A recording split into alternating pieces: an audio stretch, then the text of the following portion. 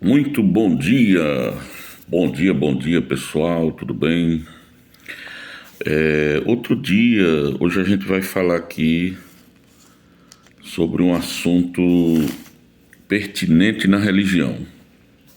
Quem é religioso, quem congrega em alguma instituição, seja ela qual for, sabe que existe um ser ali dentro da religião onde o pessoal dá mais ênfase, dão mais, como se diz, atenção do que o próprio Deus, né? As pessoas nas religiões dizem adorar um Deus maravilhoso, amoroso, e coisa e tal. Só que esse ser que eu queria aqui falar é um serzinho que sem ele a religião não existe, né?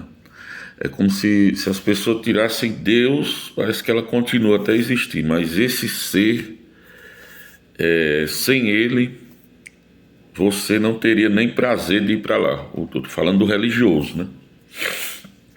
Pois bem, a mente humana ela é capaz de formar todos os tipos de sentimentos, desejos, emoções, tristezas, depressões, decepções, alegrias, contentamento, amor, seja eles quais forem, né? Então, a religião, ela pega esse ser que foi criado pela mente humana, né? Porque eu não estou aqui questionando a existência do diabo, né? Esse ser que eu estou querendo falar de Satanás, até porque se as pessoas estudassem, eles iriam ver que essa palavra Satanás, diabo, na Bíblia, chegou até nós por esse latim, depois veio para o português, lá nos originais não existe essa coisa de demônio, diabo, como um ser espiritual, né? Mas tudo bem, foi formado, já não tem mais como tirar, né? Pois bem, só que essas coisas, esse pecado, essa tentação, esse ódio, esse desejo de matar, de adulterar, de roubar, tudo isso não vem do diabo. Isso não vem de um ser espiritual que contamina o mundo. Isso é do próprio ser humano. São desejos carnais. Isso é da carne. E está provado lá na própria Escritura. Paulo escreve, se você crê nas Escrituras, você vai olhar lá em Gálatas e vai dizer quais são os frutos da carne. Ele não diz quais são os frutos do diabo. Não, quais são os frutos de Satanás, não. Quais são os frutos da carne. Qual fruto que a carne dá. E quando por isso que existe uma luta entre a carne e o espírito, né? De quem? O seu. Não é o espírito do diabo, não é uma luta entre o Espírito Santo e o diabo, é uma luta interna, você mesmo, na sua mente. Mas aí a religião se apodera de algumas palavras, faz aquela manobra, olha, porque ela precisa deixar você preso lá. Sem o diabo, porque ela primeiro cria o diabo. O diabo, ele é responsável por tudo de ruim que acontece na sua vida, primeiro. Se está acontecendo alguma coisa ruim, essa doença foi o diabo que botou. O desemprego é culpa do diabo. O teu casamento vai rir por culpa do diabo. Tu não arrumou um emprego por culpa do diabo. Tudo é o diabo. Só que ela depois vai dizer de quem realmente é a culpa, que não é do diabo não. Segura aí. Ela diz que é do diabo, para que você vá lá no lugar certo para poder tirar o diabo. Só que a culpa, depois eles vão dizer de quem é. A culpa é sua. A culpa é sua porque você deixou o diabo entrar na sua vida. E nem o diabo faz nada dessas coisas. Você adoece porque adoece mesmo. Não existe nada espiritual para te adoecer. Você está desempregado porque às vezes não se qualificou para o emprego. Seu casamento vai mal porque você às vezes é um péssimo marido, uma péssima esposa, não dá atenção ao casamento. Você é um péssimo pai porque às vezes não conversa com seu filho, aí seu filho fica rebelde, não é o inimigo talvez seja você mesmo. E aí eles criam nessa necessidade de você estar sempre lá aos pés, né? Você tem que estar lá na igreja, escutando instruções, você tem que orar mais, você tem que dizimar, você tem que... Seja ela qual for a regra dessa religião, porque aqui eu não estou falando de igreja A nem C não, estou falando de todas. Todas criaram esse sistema de prisão. Eles querem que você preso àquela ideia de que existe um diabo e que esse diabo, para poder você vencer ele, você só vence com a instrução da igreja.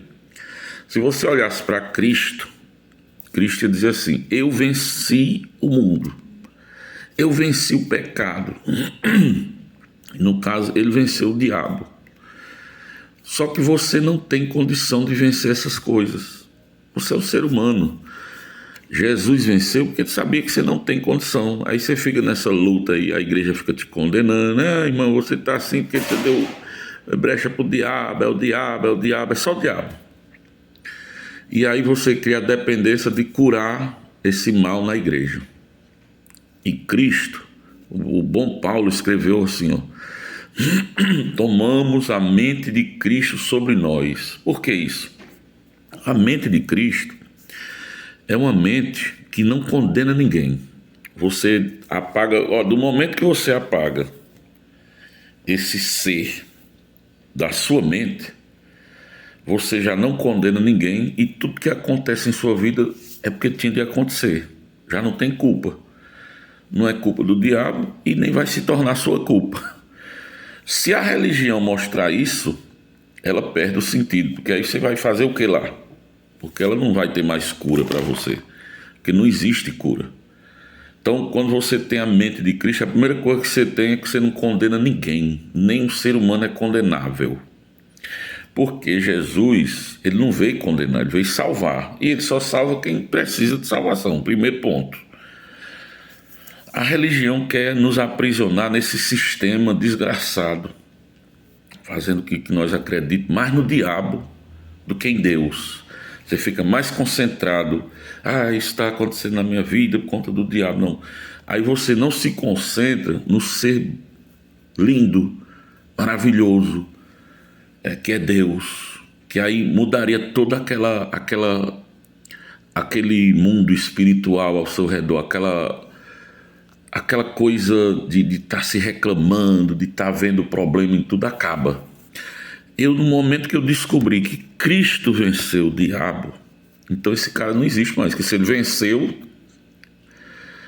ele venceu, meu amigo, é como um cara que entrou no ringue e foi vencido, ele não acabou, ele saiu dali derrotado. Agora, se você acreditar, meu amigo, que ele vence você, aí ele te mata. Mas só que o problema maior é que esse diabo ele não está espiritualmente em lugares, tomando pessoas, não, ele está aqui, aqui dentro. É aqui onde se forma o desejo de matar, de roubar, de adulterar, de enganar, porque tudo é aqui o engano mental. Essa foi a verdadeira vitória de Cristo sobre um diabo, sobre um adversário que ninguém conseguiu vencer. E as pessoas estão perdendo até hoje. A tua mente. É na mente humana, os frutos da carne aqui da mente. Agora, quando você ganha uma mente de Cristo, aí você passa a processar os frutos do Espírito. Primeiro, você não condena ninguém. Quando você não condena ninguém, meu amigo, você olha para todo tipo de pessoas com outro olhar já. Você não olha mais com olhar de esse ali está precisando de salvação, ali é coisa do diabo, ali é coisa do inimigo. Não, você não olha mais, você olha como um ser humano. E olhando com a mente de Cristo, aí você tem salvação para aquela pessoa. Porque você não tem condenação, que a religião ela não salva, ela condena. Primeiro ela tem que condenar, para depois dizer que só aquele lugar ali é o lugar da salvação. Então, como é que você ganha a mente de Cristo? Esse é o problema aí. Como é que ganha a mente de Cristo? E esse aí vai ser o tema do próximo vídeo. Como é que ganha a mente de Cristo? Como é que você coloca aqui na cabecinha sua a mente de Cristo e tira a mente do diabo, a mente do velho homem, a mente da carnalidade, do verdadeiro diabo, porque o povo quer que você acredite que o diabo está nas trevas, está tá nisso, está naquilo outro. O diabo sempre está em outro lugar, né? Como um ser espiritual, quer que você acredite que o diabo é um anjo que está tentando todo mundo, lá no Japão, lá no Brasil, lá nos Estados Unidos, na Copa do Mundo, na Copa do México, ele está em todo canto. E ele não é onipresente, né? Mas nós sabemos quem é onipresente, onipotente, onisciente. Então, se você quiser estar do lado dele, do que é onipresente, onipotente, onisciente, abra a mente para ele. Forte abraço, um bom dia.